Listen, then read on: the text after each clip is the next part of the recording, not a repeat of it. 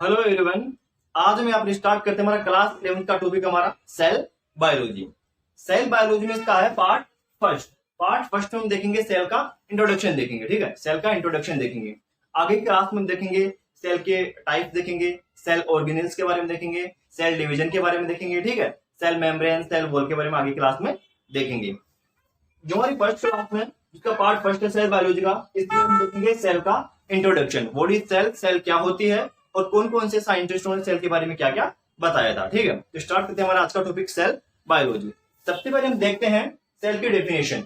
Cell की definition क्या होती है या सेल क्या होती है, तो सबसे पहले देखते हैं फंडामेंटल या structural and functional unit of life या unit of all living organism.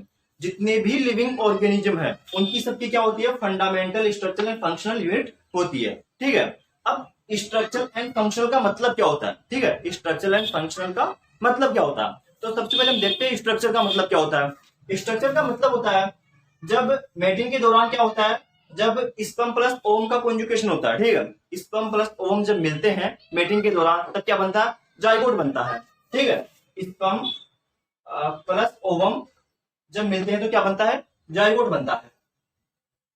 अब जाइगोट क्या होता है, जाइगोट यूनिसेलुलर होता है। ठीक है, जो हमारी बॉडी में जो फर्स्ट सेल बनती है मेटिंग के दौरान, स्पर्म प्लस ओवम के कॉन्जुगेशन के दौरान या मिलने के दौरान, तो फर्स्ट सेल कौन सी बनती है, जाइगोट बनती है। जाइगोट कैसा होता है, यूनिसेलुलर होता है जाइगोट। ठीक है, ओनली वन सेल का बना होता है। अभी जाइगोट आगे जाकर, ठीक है, आगे डिवाइड या मल्टीप्लिकेशन होकर बहुत सारी फेज बनाता है, जैसे हमारी बॉडी के 1 बाय 1 पार्ट बनते जाते हैं और वो आगे वाली फेज होती है। ठीक है, जैसे मोरुला, ब्लास्टुला, ठीक है, ये जो फेज होती है वो मल्टी सेलुलर होती है और इन्हीं फेज से क्या बनता है, हमारी बॉडी के अलग अलग पार्ट बनते जाते हैं। ठीक है, तो जाइगोट क्या है, यूनिसेलुलर है और जो आगे वाली फेज है वो क्या है, मल्टी सेलुलर है। ठीक है, तो इससे हमारी बॉडी का निर्माण होता जाता है। ठीक है, तो ये तो हो गई स्ट्रक्चर, मतलब हमारी बॉडी की स्ट्रक्चर बन रही है। ठीक है, हमारी बॉडी की सेल से क्या बन रही है, स्ट्रक्चर, मतलब एक सेल से लाखों करोड़ों असंख्य सेल हमारी बॉडी से बन रही है। ठीक है, अब देखते हैं फंक्शनल का मतलब क्या होता है। एक टर्म हमारे पास फंक्शनल, फंक्शनल का मतलब होता है हमारी बॉडी में जितनी भी जो भी मेटाबॉलिज्म रिएक्शन है वो कहां पर चलती है, हमारे साइटोप्लाज्म में चलती है। हमारे साइटोप्लाज्म में सेल होती है, सेल का क्या होता है, सेल में क्या होता है, साइटोप्लाज्म होता है। साइटोप्लाज्म में जितने भी सेल ऑर्गेनेल है वो सारे प्रेजेंट होते हैं हमारे साइटोप्लाज्म में। ठीक है, और जितनी भी हमारी मेटाबॉलिक रिएक्शन है वो कहां पर चलती है, हमारे साइटोप्लाज्म में चलती है। उसका मतलब हमारी फंक्शनल यूनिट है, ये बॉडी के फंक्शन करवाता है। मतलब ठीक है, हमारी जितनी हमारी जो भी हमारी बॉडी के फंक्शन है वो कौन करता है, हमारी सेल करती है। ठीक है, सेल में वो साइटोप्लाज्म करता है। ये सारे फंक्शन जो भी होते हैं कहां पर होते हैं, साइटोप्लाज्म में होते हैं। ठीक है, तो ये तो हो गया fundamental, structure and functional unit of living और लिविंग ऑर्गेनिज्म। अब देखते हैं types of organism. Types of organism हम देखेंगे सबसे पहले यूनिसेलुलर, मल्टीसेलुलर। यूनिसेलुलर का मतलब होता है जो एक सेल से बना हो और मल्टी का मतलब होता है जो एक या एक से ज्यादा से बना हो। ठीक है, अब देखते हैं unicellular composed of a single cell, only एक सेल से बने होते हैं, और मल्टी सेलुलर का मतलब क्या हो गया, कंपाउंड ऑफ है मेनी सेल, बहुत सारी सेल से बने होते हैं। यूनिसेलुलर हमारे क्या आते हैं, यूनिसेलुलर आते हैं जैसे मोनेरा आ गया, मोनेरा किंगडम होता है ना। ठीक है, मोनेरा किंगडम आ गया हमारे।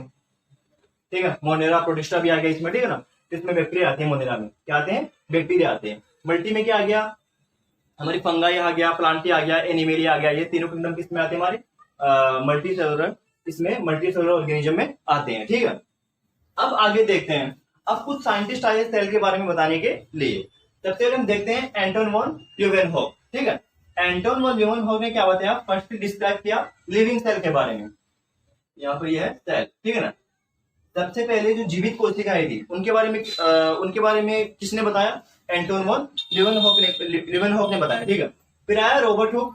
रॉबर्ट हुक ने फर्स्टली डिस्क्राइब किया डेड सेल के बारे में। ठीक है, सबसे पहले जीवित कोशिकाओं या लिविंग सेल के बारे में किसने बताया, एंटोन वॉन ल्यूवेनहॉक ने। और हम बात करें कि रॉबर्ट हुक ने क्या किया, सबसे पहले सेल को किसने देखा, तो लिखेंगे रॉबर्ट हुक ने। ठीक है, 1665 में शायद, ओके, पोर्क सेल में देखा था रॉबर्ट हुक ने। तो क्वेश्चन आ जाएगी सबसे पहले सेल को किसने देखा, तो रॉबर्ट हुक आएगा, और सबसे पहले लिविंग सेल को किसने देखा, तो आएगा एंटोन वॉन ल्यूवेनहॉक आएगा। ठीक है, अब आगे देखते हैं सेल थ्योरी के बारे में। सेल थ्योरी हम आगे क्लास में और भी डिस्क्राइब करेंगे। ठीक है, अब सबसे पहले सेल थ्योरी किसने दी, स्लाइडेन और श्वान ने, दो साइंटिस्ट यहाँ पर। स्लाइडेन ने बताया 1838 में और श्वान ने बताया 1839 में। ठीक है, श्वान थे वो क्या थे, जो स्लाइडेन थे वो तो क्या थे, प्लांट साइंटिस्ट थे, और श्वान क्या थे, एनिमल साइंटिस्ट थे, ठीक है। अब आगे देखते हैं, एक और साइंटिस्ट आया, एडोल्फ विर्चो। एडोल्फ विर्चो कब आया था? 1855 में। क्या दिया था इसने बताया कि जो सेल डिवाइड होती है, जो सेल का जो डिवाइडेशन है, न्यू सेल बनती है, वो कैसे बनती है? वो पुरानी सेल से बनती है, ठीक है। जितनी हमारी बॉडी में जो नई सेल होती है, जैसे ये एक सेल है, अब एक सेल आगे जाकर जितनी भी 2 में या 4 में डिवाइड हो रही है, वो कैसे हो रही है? वो पुरानी सेल से डिवाइडेशन हो रहा है इसका, ठीक है। मतलब पुरानी नई सेल किससे बन रही है? पुरानी सेल से बन रही है, ठीक है। नई सेल किससे बन रही है? पुरानी सेल से बन रही है, ठीक है। तो आगे क्लास में इसके आगे वाला पार्ट देखेंगे। ये इसका हो गया सेल क्या होती है, सेल का इंट्रोडक्शन, ठीक है। Okay, thank you.